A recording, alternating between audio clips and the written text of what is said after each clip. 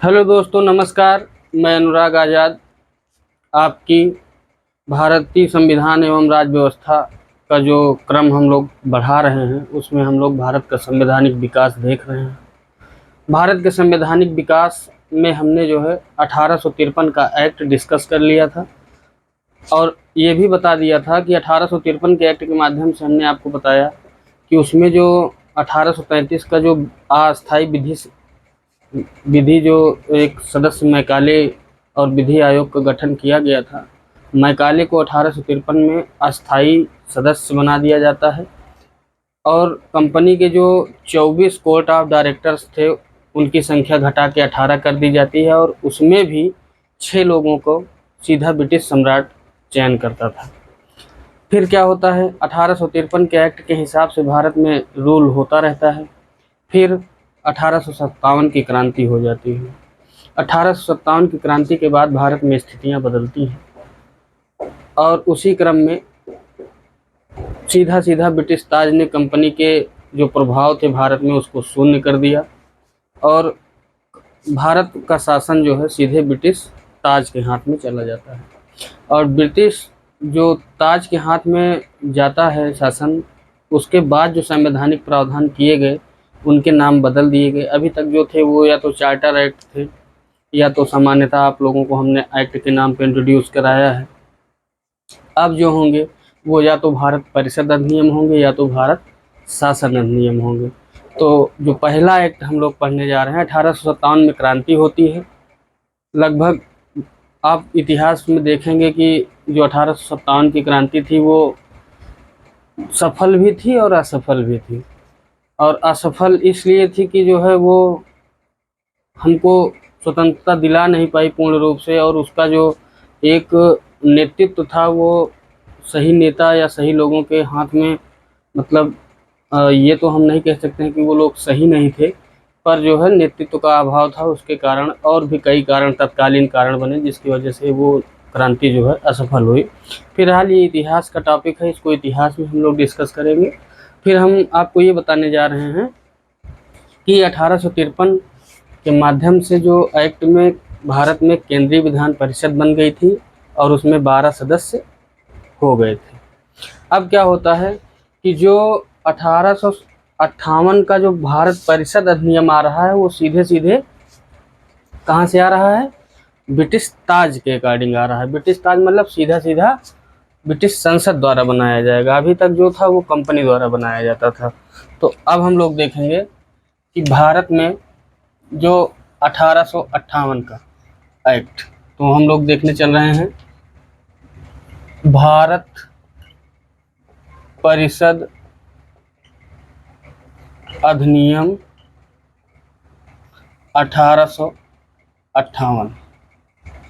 ठीक गाइस, अब इसके अकॉर्डिंग अगर हम लोग जब पढ़ेंगे तो इसमें ये तब का समय है जब एक अनवरत चल रहे शासन में एक क्रांति ने एकदम वैश्विक स्तर पे या पूरे भारत के स्तर पर एक हलचल पूरे शासन व्यवस्था में, पूरे समाज में एक बहुत बड़े बदलाव की परिणति उसमें झलकती थी। तो अब जब एक चीज़ ये भी होता है ना कि जैसे अभी एक चीज़ अपनी धारा में चल रही है, फिर उसमें चेंजेस हो रहा है, कंपनी का शासन समाप्त हो रहा है और वो सीधे ब्रिटिश ताज में ट्रांसफ़र हो रहा है, तो हमें दो स्थितियों का अवलोकन करना बहुत अनिवार्य हो जाता है। एक, भारत के संदर्भ में क्या स्थिति थी या उस समय भारत में क्या स्थिति थी, और दूसरा उस समय ब्रिटेन में क्या स्थिति थी। अगर जब तक हम इसको बांटेंगे नहीं तब तक हम आपको एकदम सही से स्पष्ट नहीं कर पाएंगे कि उसमें हो क्या रहा है। तो अब 1858 का जो ये भारत परिषद अधिनियम आ रहा है, इसमें हम देखेंगे कि पहले ब्रिटेन में क्या स्थिति थी, ब्रिटेन की स्थिति। तो हम लोग क्या देखेंगे, इसके खंड में हम लोग देखेंगे कि ब्रिटेन में स्थिति, जब ये एक्ट यहाँ पे आ रहा है तो ब्रिटेन में क्या स्थिति थी। ठीक, तो ब्रिटेन की स्थिति में हम लोग देखेंगे कि यहाँ पर अभी तक क्या होता था कि एक संस्था काम कर रही थी कोर्ट ऑफ डायरेक्टर्स, ठीक। दूसरा काम कर रही थी बोर्ड ऑफ कंट्रोल, ठीक। ये मूल रूप से दो संस्थाएं थी जिनके अकॉर्डिंग भारत में शासन किया जा रहा था। इनको जो है, इन सारी संस्थाओं को ब्रिटेन ताज ने, जो ब्रिटिश की संसद थी, उसको समाप्त कर दिया। तो क्या समाप्त कर दिया? कोर्ट ऑफ डायरेक्टर्स और बोर्ड ऑफ कंट्रोल, जो दो संगठन थे, जो दो निकाय थे, जिनके हिसाब से यहाँ पे इंडिया में रूल किया जा रहा था, उसको जो है समाप्त कर दिया गया। क्या कर दिया गया? समाप्त कर दिया गया, ठीक। ये ब्रिटेन की स्थिति है। और वहाँ ब्रिटेन में, वहाँ जो है ब्रिटेन में एक गृह सरकार का निर्माण हुआ। किसका निर्माण हुआ? गृह सरकार का निर्माण हुआ। गृह सरकार का निर्माण हुआ, ठीक। ये हम लोग कहाँ की स्थिति देख रहे हैं? ये हम लोग ब्रिटेन में स्थिति देख रहे हैं कि जो कोर्ट ऑफ डायरेक्टर्स थे और बोर्ड ऑफ कंट्रोल थे, इनको क्या कर दिया गया? समाप्त कर दिया गया। और इन सब के स्थान पर वहाँ पर एक गृह सरकार का निर्माण किया गया। अब गृह सरकार में क्या था? तो गृह सरकार के संदर्भ में हम आपको बता दें कि गृह सरकार में एक भारत सचिव था। एक क्या था? भारत सचिव के पद का सृजन किया गया। एक भारत सचिव के पद का सृजन किया गया। दूसरा क्या किया गया कि इसको 15 सदस्य की परिषद दी गई। 15 सदस्य की परिषद, ठीक। अब आप समझ रहे हैं, अभी तक इसमें कितने होते थे? इसमें पहले 24 हुआ करते थे। उसके बाद 1853 के एक्ट के माध्यम से इसमें जो है कितने हो गए थे? 18 सदस्य हो गए थे। और इस 18 में भी 6 ब्रिटिश ताज के द्वारा या ब्रिटिश सम्राट के द्वारा नियुक्त किए जाते थे। दूसरा, ये जो बोर्ड ऑफ कंट्रोल था, हमने इसको बताया था कि इसमें 6 सदस्य होते थे और वो 6 सदस्य ब्रिटिश संसद या ब्रिटिश ताज द्वारा नियुक्त किए जाते थे। तो अब आप इस स्ट्रक्चर को जब ख़त्म कर रहे हैं, ब्रिटिश वाले, ब्रिटिश सम्राट जब अब शासन भारत का अपने हाथ में ले रहे हैं, तो वो क्या कर रहे हैं कि भारत के लिए ब्रिटेन में ही, ऐसा नहीं कि ये गृह सरकार इसका नाम है तो ये भारत में आके गठित होगी, नहीं।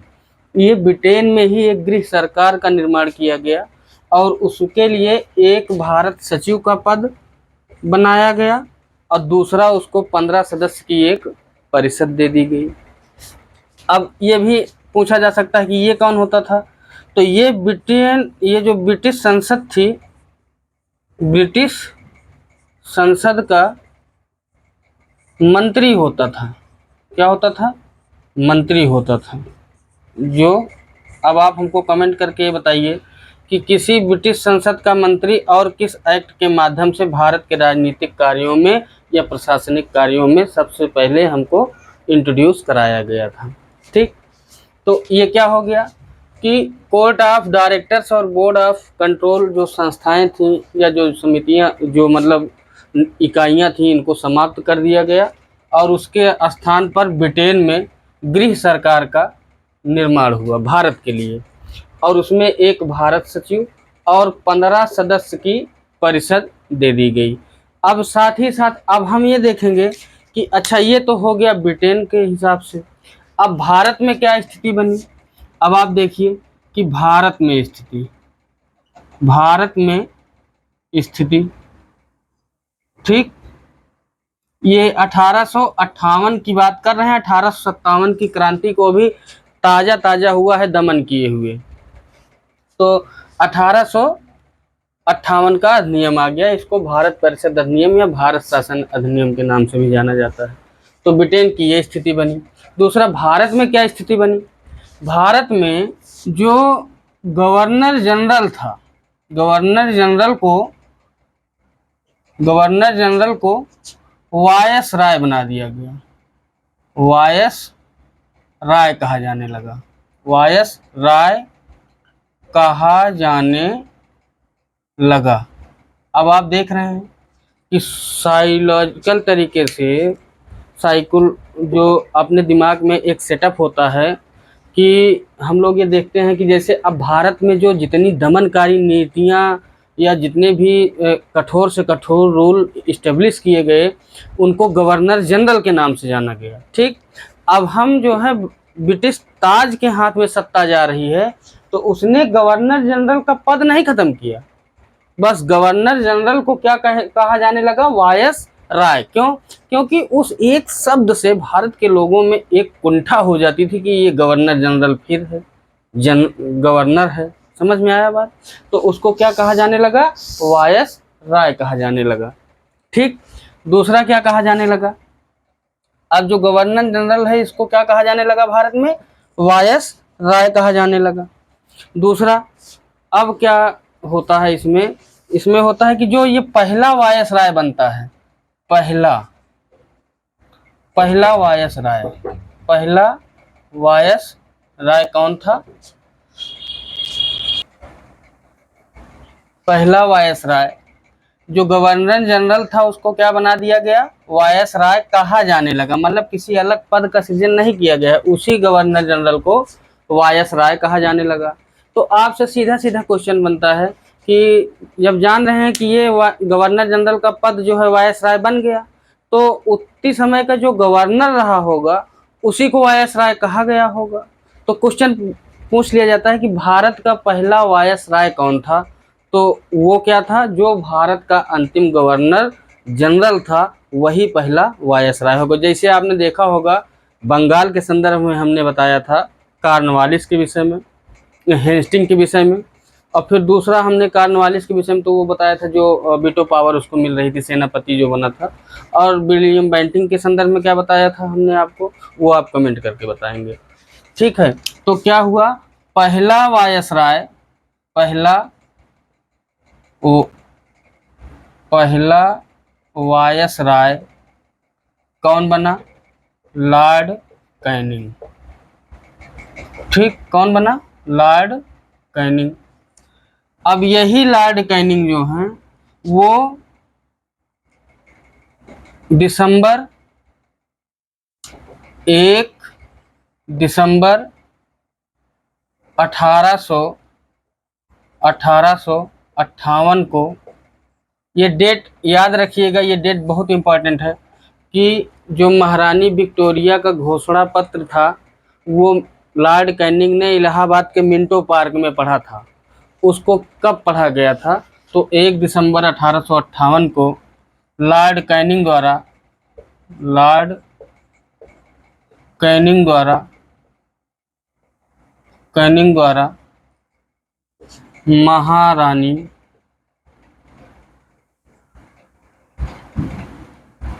महारानी विक्टोरिया,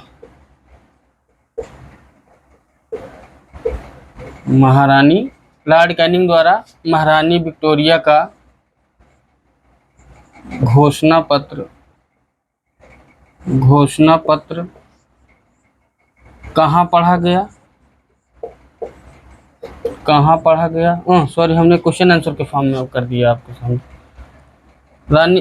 महारानी विक्टोरिया का घोषणा पत्र इलाहाबाद में पढ़ा गया। और इलाहाबाद में भी कभी कभी पार्टिकुलर पूछ लेता है, नहीं इलाहाबाद देता है तो वो मिंटो पार्क ऑप्शन में दे देता है कि मिंटो पार्क में। ठीक है, अब आप देख रहे हैं कि भारत परिषद अधिनियम के माध्यम से जो शासन है वो ट्रांसफ़र हो रहा है। कंपनी की जो 2 महत्वपूर्ण बॉडीज़ थी, कोर्ट ऑफ डायरेक्टर्स और बोर्ड ऑफ कंट्रोल, को समाप्त कर दिया गया।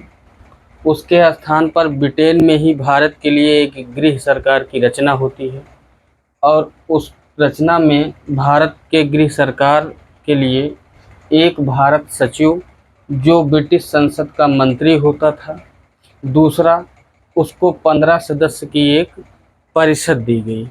ठीक, ये हो गया ट्रांसफ़र के समय ब्रिटेन की स्थिति।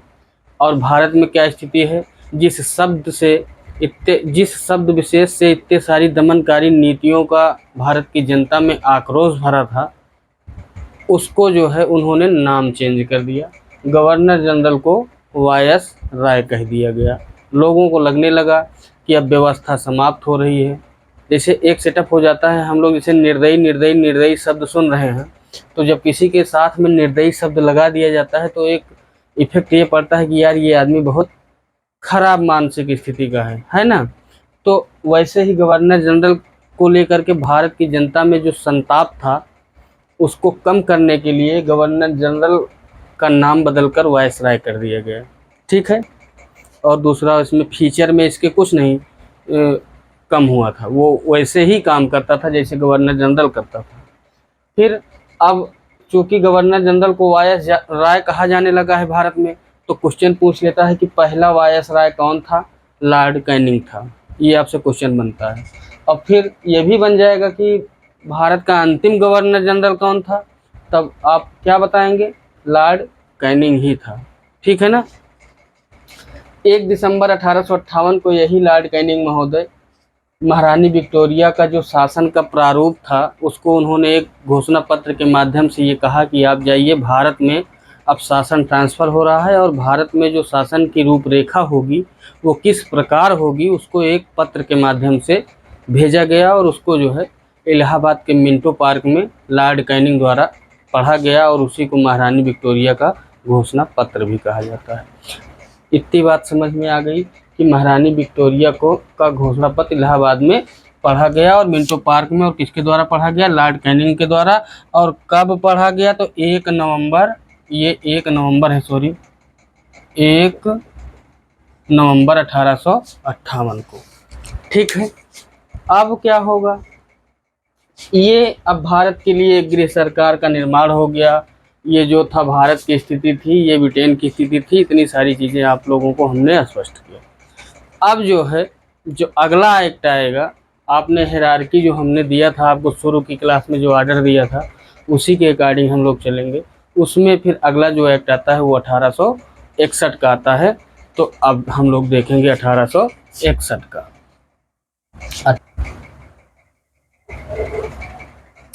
तो हम लोगों ने कहाँ तक देख लिया? अभी 1858 के भारत परिषद अधिनियम तक।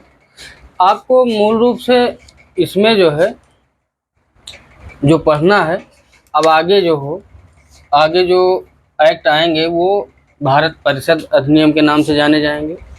और इसमें 1858 के बाद जिसका क्रम आता है, और ये बहुत ही इम्पोर्टेंट है परीक्षा के दृष्टिकोण से, ये जो एक्ट है भारत परिषद अधिनियम 1861। 58 के बाद कौन सा आएगा? 1861 आएगा। इसमें क्या कर दिया गया था? अभी आपने देखा था कि गवर्नर जनरल की जो शक्ति थी उसको वीटो पावर मिल गई थी। वीटो पावर मिली थी, आप लोग जानते हैं।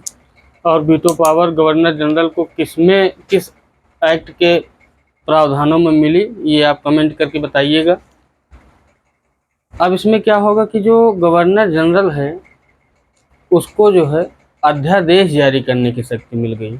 अध्यादेश मतलब वो चाहे गवर्नर जनरल की परिषद द्वारा एक्ट पारित किया गया हो या विधि द्वारा जो एक स्थापित प्रक्रिया है किसी भी एक्ट को या किसी भी नियम को लागू कराने की, वो चाहे हो चाहे ना हो, वो जो है एक अध्यादेश के माध्यम से कोई भी कानून बना सकता था। और उसके साथ ही साथ वो जो कानून हुआ करते थे वो 6 माह तक लागू रहते थे। और आज की डेट में जो राष्ट्रपति अध्यादेश जारी करता है आर्टिकल 1, 2, 3 में, आप लोग हमें कमेंट करके ये बताइएगा कि जो राष्ट्रपति द्वारा जारी अध्यादेश होता है वो भारत में कब तक वैध रहता है। उसमें जो 1861 के एक्ट में जो उनको दी गई थी छूट अध्यादेश बनाने की, वो पहली बार किसी संवैधानिक प्रावधान में भारत के अंदर दिखा था कि गवर्नर जनरल को अध्यादेश जारी करने की शक्ति दे दी गई थी। ठीक है। और इसमें से अगर 100 बार क्वेश्चन पूछा गया होगा 1861 से, 1861 के एक्ट से अगर कोई क्वेश्चन पूछा गया होगा 100 बार, तो 80% बार यही पूछा गया है कि भारत में गवर्नर जनरल या वायसराय को जो अध्यादेश जारी करने की शक्ति है वो किस एक्ट के माध्यम से दी गई है। ठीक है, तो अब हम क्या देखेंगे, 1861 भारत, यहां लिखते हैं भारत परिषद अधिनियम 1861। ठीक, इसमें जो चेंजेस हो रही है उसको आप लोग देखिएगा, क्योंकि अभी हमने आपको बताया था कि 1858 के एक्ट के माध्यम से जो रानी विक्टोरिया ने यहाँ पे घोषणाएं की थी उसको भारत के जो बुद्धिजीवी लोग थे उन्होंने भारत का मैग्ना कार्टा भी कहा था। मतलब उनको ये लगने लगा था कि भारत में कुछ ऐसे प्रावधान किए जाएंगे जिसमें भारतीयों को जो है कानून बनाने या और अन्य चीज़ों में उनको वरीयता मिलेगी।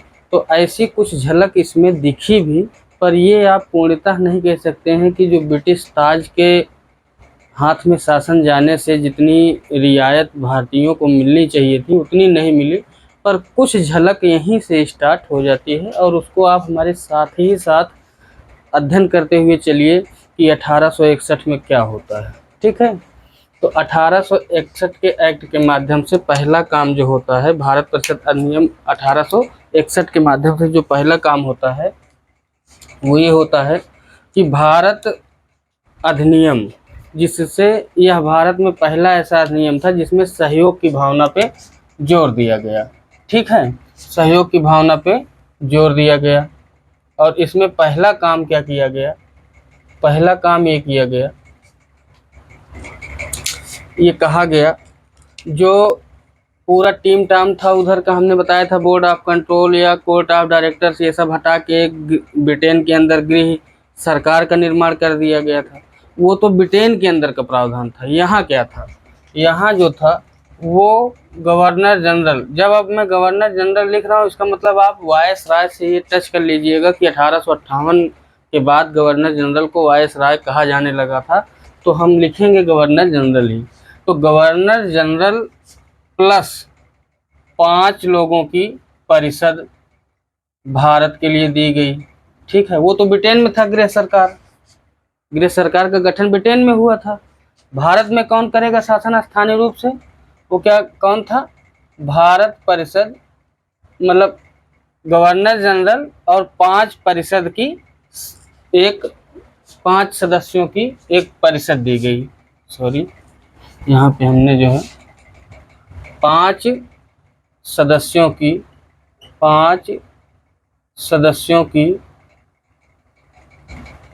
परिषद। ठीक है, ये यहाँ पे काम करती थी। वो जो केंद्रीय विधान परिषद थी ना, हमने आपको बताया था जिसमें 12 लोग हुआ करते थे।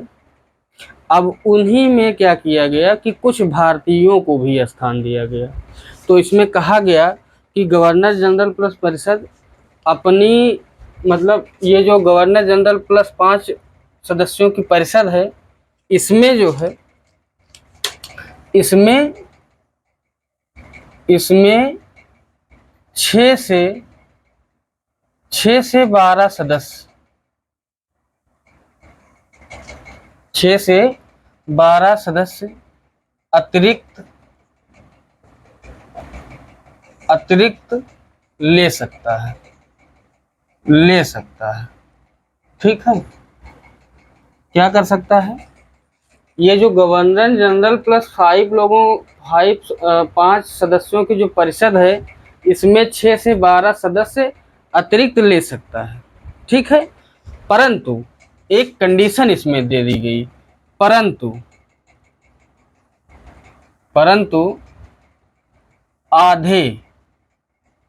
आधे सदस्य भारतीय होंगे। क्या होंगे, भारतीय होंगे। तो दिखा ना भारतीयों का सहयोग। ये एक्ट कहता भी है कि अब भारत में शासन भारतीयों के सहयोग से होगा।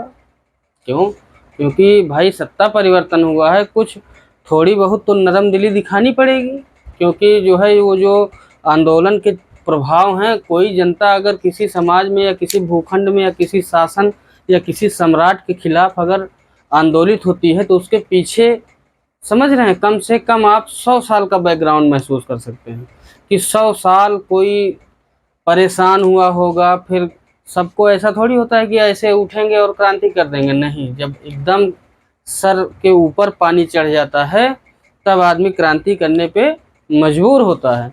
तो उन्होंने सोचा कि अगर मैं अभी तुरंत कोई ऐसा मूवमेंट कर दूंगा जो थोड़ा सा भी नरम दिली का वो उदाहरण नहीं होगा, तो फिर जनता आंदोलित तो है ही है, बस बड़े बड़े जो नेता थे वो पकड़े गए हैं या उनके आंदोलन को दबाया गया है। पर जनता के बीच में नेताओं को पकड़ना तो आसान है, 10-5 गिने चुने होंगे, उनके पीछे जो जनता होगी वो उनके माध्यम से वो बात कह रही होती है। मगर अगर हर एक जनता में राष्ट्रीयता की भावना हो और क्रांतिकारी जो आंदोलन हैं वो अगर चरम पे हों, तो उनको दबा पाना किसी एक सम्राट या शासन के बस की बात नहीं हो जाती है, नहीं रह पाती है। तो इसीलिए उन्होंने इतने अच्छे अच्छे कानून इसमें ले आए। तो आपसे ये क्वेश्चन पूछा जाता है कि जो गवर्नर जनरल प्लस 5 सदस्यों की परिषद थी, उसमें 6 से 12 सदस्य अतिरिक्त लिए जा सकते हैं, परंतु आधे सदस्य भारतीय होंगे। तो इसमें जो सदस्य लिए जाएंगे तो इसका मतलब कि 6 या 12, तो मिनिमम तो उनको 6 लेना ही पड़ेगा। और जब 6 लेंगे तो आधे कम से कम 3 तो भारतीय जाएंगे ही जाएंगे। ठीक है, तो इसमें जो है 3 भारतीय शामिल किए गए। 3 भारतीय, पहली बार ये हो रहा है 3 भारतीय शामिल। ठीक है, पहली बार ये हो रहा है कि जो ब्रिटेन या ब्रिटिश शासन है, ब्रिटिश क्राउन का शासन है, या ब्रिटेन या कंपनी जो भी आप कह लीजिए, कि उस क्रम में पहली बार गवर्नर जनरल की परिषद में भले ही अतिरिक्त सदस्यों के रूप में ही भारतीयों को शामिल किया गया। तो वो 1861 के एक्ट के माध्यम से उसमें भारतीय शामिल हुए। और जो है ये 3 जो शामिल हुए वो कौन कौन से थे? तो एक थे बनारस के राजा, बनारस के राजा, ठीक। दूसरे थे पटियाला के राजा, पटियाला के राजा।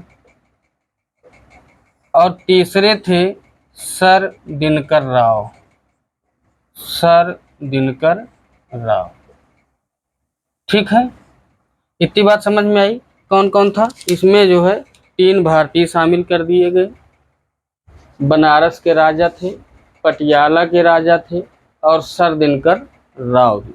तो ये पहली बार ऐसा था कि किसी भारतीय को ब्रिटेन की या ब्रिटिश जो गवर्नर जनरल और उनकी परिषद हुआ करती थी, या केंद्रीय विधान परिषद आप इसको कह सकते हैं, केंद्रीय विधान परिषद में पहुंचने वाले पहले 3 भारतीय जो है यही लोग थे।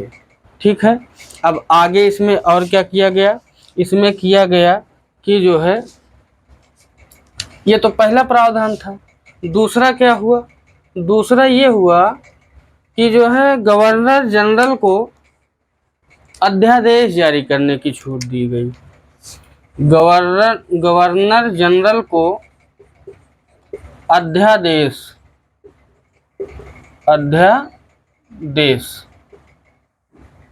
ठीक है, हमने अध्यादेश लिख दिया है। अध्यादेश जारी करने की शक्ति। अब आपको मैं क्वेश्चन का क्राइटेरिया भी बता दे रहा हूँ।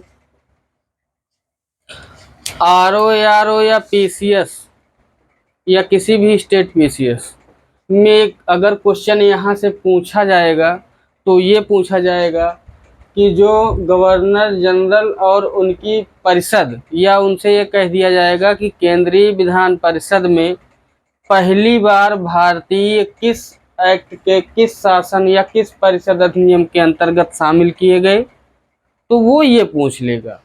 1861 आपको देना होगा जवाब।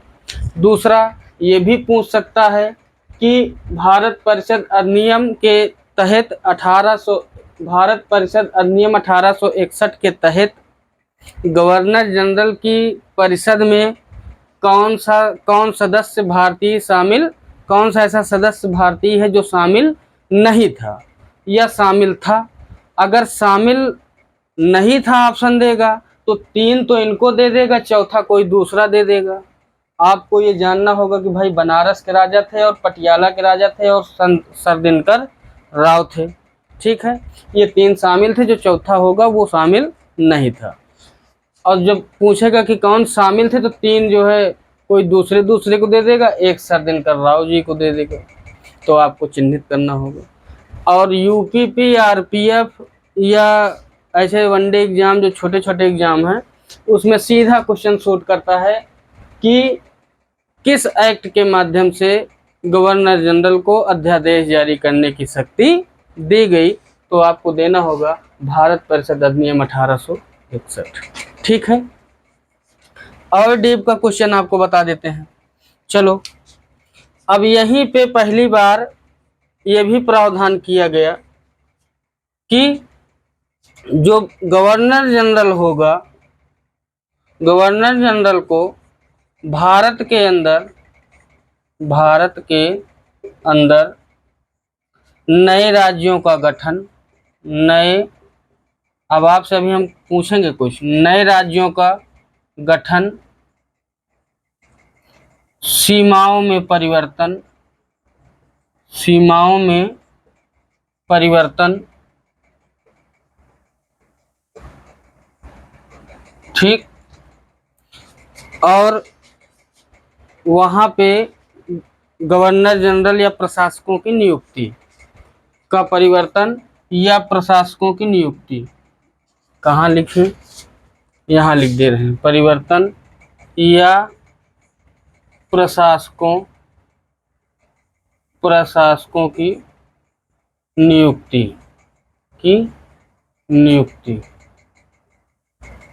ठीक है, कर सकता था। समझ में आया? अब क्या हुआ, इसमें 3 प्रावधान किए गए मोटा मोटी। गवर्नर जनरल प्लस परिषद, इसमें 6 से लेके 12 सदस्य अतिरिक्त लिए जा सकते हैं, परंतु आधे सदस्य भारतीय होने चाहिए। और जब आधे भारतीय होंगे, अगर मिनिमम भी रखा जाएगा तो 3 तो जाएंगे ही जाएंगे।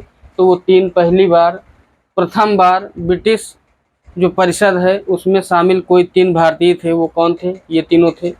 फिर गवर्नर जनरल को अध्यादेश जारी करने की शक्ति, ये मोस्ट इम्पॉर्टेंट क्वेश्चन है, आप लोग इसको जरूर, मैं ये चाहूँगा कि आप लोग इसको नोट डाउन करें और इसको एकदम जहन में बिठा लें कि अध्यादेश जारी करने की शक्ति जो है भारत परिषद अधिनियम 1861 के माध्यम से वायसराय की शक्ति में वृद्धि के तहत दी जाने वाली शक्ति थी।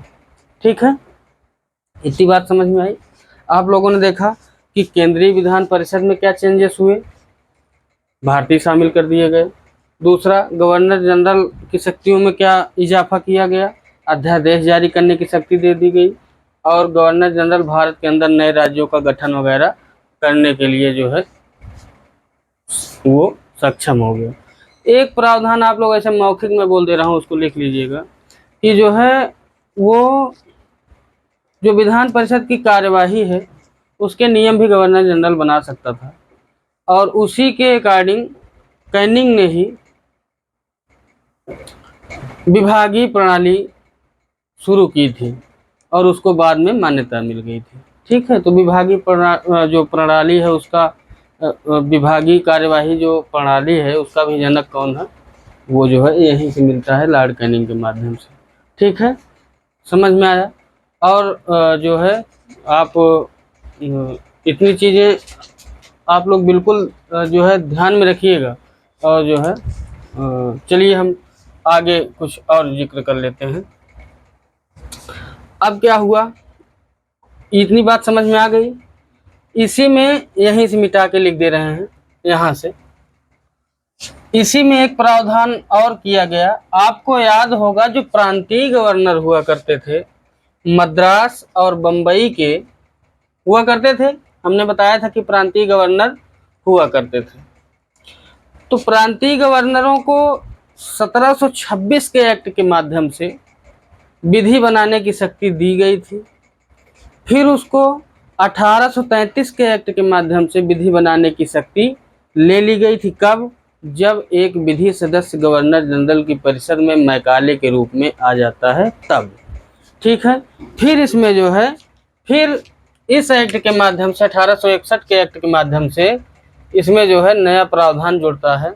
और वो क्या था? वो ये था कि प्रांतीय गवर्नरों को विधि बनाने की शक्ति वापस कर दी गई।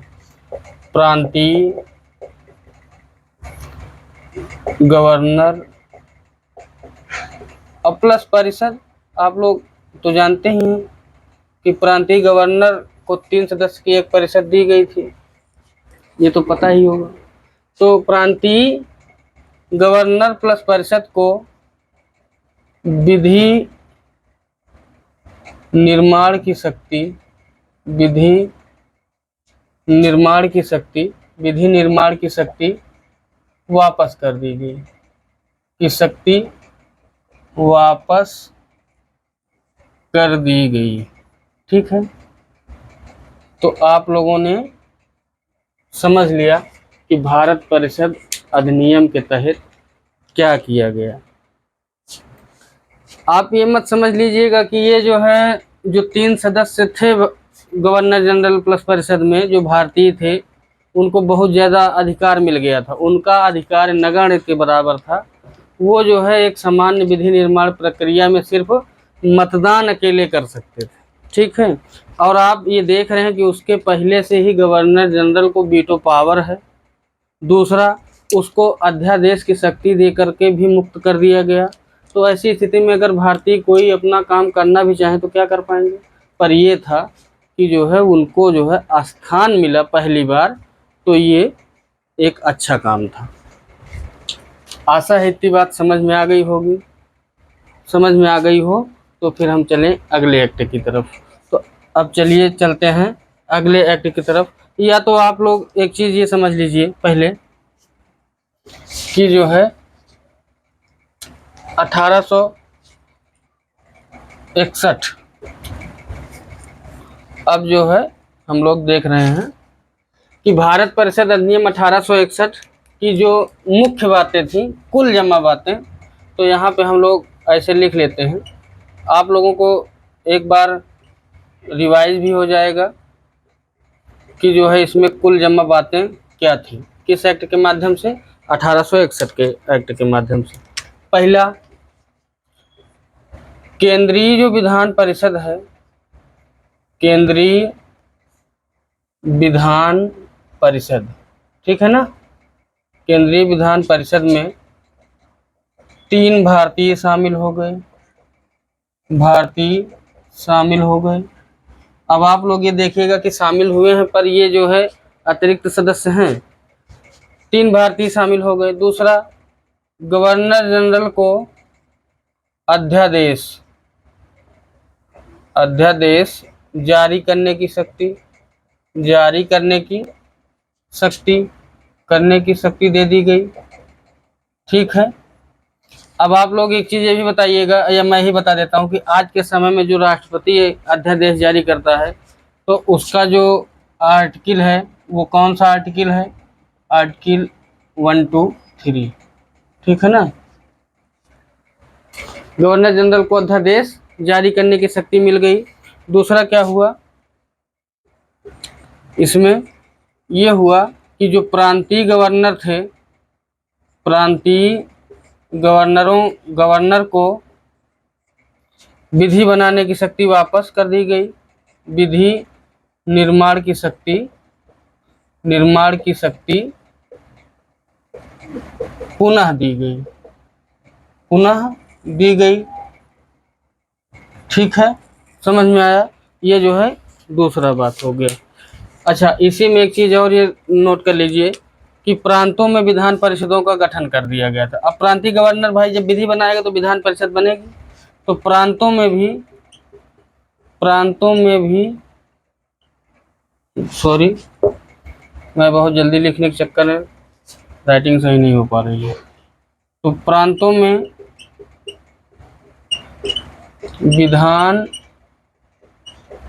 परिषद का गठन हुआ। ठीक, इतनी बात समझ में आ गई होगी। ये जो है 1861 का कुल निचोड़ है। और इसमें भी मैं बता दूं कि केंद्रीय विधान परिषद में 3 भारतीयों को शामिल किया जाना वो भारतीयों की सहूलियत है। गवर्नर जनरल को अध्यादेश जारी करने की शक्ति मिलना, ये गवर्नर जनरल की शक्तियों में वृद्धि है या वायसराय की शक्तियों में वृद्धि है। और प्रांतीय गवर्नर का विधि निर्माण की शक्ति जो है पुनः दे दी गई, और जो है प्रांतों में विधान परिषद का भी गठन कर दिया गया। इससे भी केंद्रीकरण की शुरुआत फिर से हो जाती है। ठीक है, ये इतनी बात समझ में आ गई है। तो आगे बढ़ते हैं। अब आगे का एक्ट हम लोग पढ़ेंगे 1892 का एक्ट। ठीक है, तो मिटाते, इसको इरेज करते हैं। तो हम लोग अब अगला एक्ट जो देखने वाले हैं वो क्या देखने वाले हैं, भारत परिषद अधिनियम 1861 हो गया है। अब 1861 के बाद जो देखेंगे हम लोग वो 1892 देखेंगे। ठीक है, 1892। आप लोग ऐसे थोड़ा सा अभी इसका ओवरव्यू ले लीजिए, क्योंकि वीडियो की साइज़ लंबी हो जाएगी। और मैं कोशिश करता हूं कि आप लोगों को जो एक्ट एक बार आप लोग पढ़ लें, उसमें ऐसी कोई चीज़ छूटने न पाए जो बाद में आप लोगों से सॉर्ट आउट ना हो पाए, इसीलिए थोड़ा सा वीडियो लंबी हो जाती है। तो इसमें जो है एक ओवरव्यू ले लीजिए कि जो अभी भारत केंद्रीय विधान परिषद में जो भारतीय सदस्यों का जो निर्वाचन है या जो मनोनयन है, आप ये कह लीजिए, वो अतिरिक्त सदस्यों के रूप में हो रहा है। और अतिरिक्त सदस्य जो है 6 या 12 हो सकते हैं, 6 से लेकर 12 तक। और 6 लिए गए तो उसमें 3 भारतीय गए, तो इसको जो है आगे बढ़ा करके 6 से 12 से इसको 10 से 16 कर दिया गया इस एक्ट के माध्यम से। और उसमें कम से कम ये कह दिया गया, आधे उसमें शर्त दी गई थी कि आधे भारतीय होंगे, अब इसमें ये शर्त रख दी जाएगी कि कम से कम 10 जो है अतिरिक्त जो सदस्य होंगे वो भारतीय होंगे। ठीक है, तो और इसमें जो है आगे एक चीज़ और भी बता दी जाती है कि जो गैर सरकारी सदस्य होंगे उनके मनोनयन को, जो अभी तक तो ऐसे सिलेक्ट कर लिया जाता था कि हाँ किसी को भी उठा लिया, मगर अब जो 10 सदस्य होंगे वो जो है भारत में जैसे केंद्रीय विश्वविद्यालय हैं, व्यापार मंडल के सदस्य हैं, ये सब लोग उनको सेलेक्ट करके भेजते थे। तो कल की क्लास में हम लोग मिलते हैं और कल हम लोग डिस्कस करेंगे पूरा भारत परिषद अधिनियम 1892 और साथ ही साथ इसके जुड़े प्रावधानों और इसमें पूछे जाने वाले क्वेश्चनों पे हम लोगों की एक बृहद चर्चा होगी। मिलते हैं एक नए क्लास में एक बेहतरीन क्लास के साथ। नमस्कार।